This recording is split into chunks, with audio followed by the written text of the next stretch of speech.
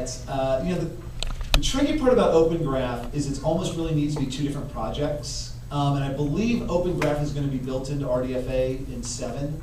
I don't know the state of Open Graph. So the question was about Open Graph. Open Graph is really some cool stuff that Facebook kind of came out with that is now being adopted. And basically there's two components to it. One component is you use metadata to define what a page is about. And in particular, it's really useful if you're talking about a movie or a song or an artist or celebrity, things that like Facebook people care about. But it's still useful even if it's just a blog post or something technical. And they'll probably extend the vocabulary to get into more pieces of content that aren't as much pop culture-ish. And then the second part of it is a like button. And so the idea is that when people press the like button, then Facebook understands what this page is about. This page is about Christian Bale or something like that. And then other people, and so it can start linking people together.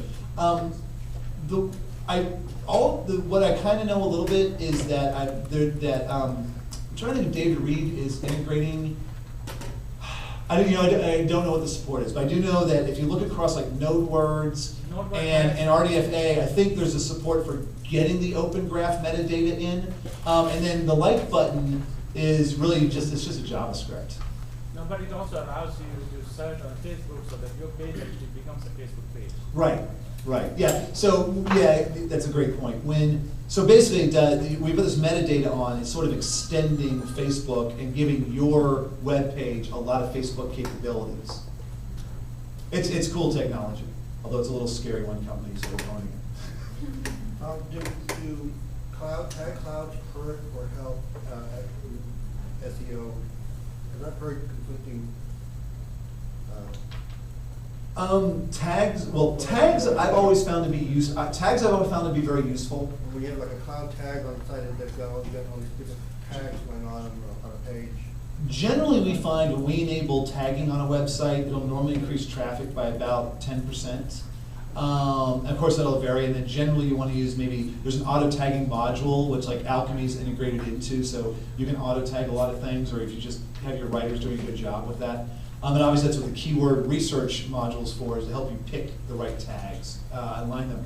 As far as tag clouds, I haven't done research on it personally, but it seems to me that it would help, particularly if they can kind of read the CSS, the search engines can kind of read the CSS sizing. You go, okay, here's the most important keyword out of this group instead of just a whole tag. Now, if you're doing, I don't know if this would hurt, but maybe I can see it hurting if you were doing like a generic keyword tag that wasn't about that specific page.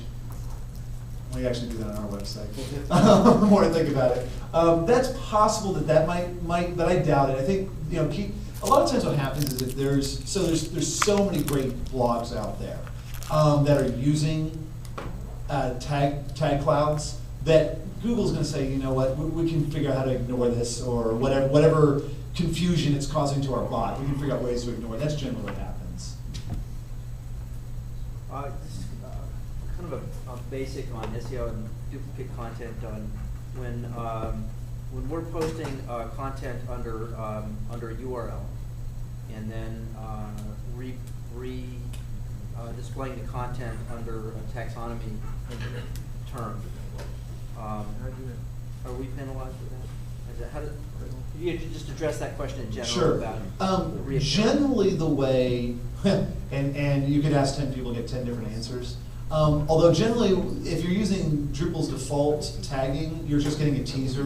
You're getting a river. Although, yeah, you're getting pieces of your content, but it's not the full node. In general, our experience has been that duplicate content is not on the same site is not as big a problem as people make it out to believe. We've had websites where even like where the global redirect module has been turned off, and we turn it back on, it has no impact. The one area that I would say though that, and I'm not saying that you shouldn't use global redirect. There's some things I like particularly about how it links to the home page. We still use it, but we've seen really very little impact. The one thing I do like about it that you can run into a problem with duplicate content is that if you've written some great content and people want to link to it, they want a social bookmark it, they could be splitting the link popularity between two different URLs.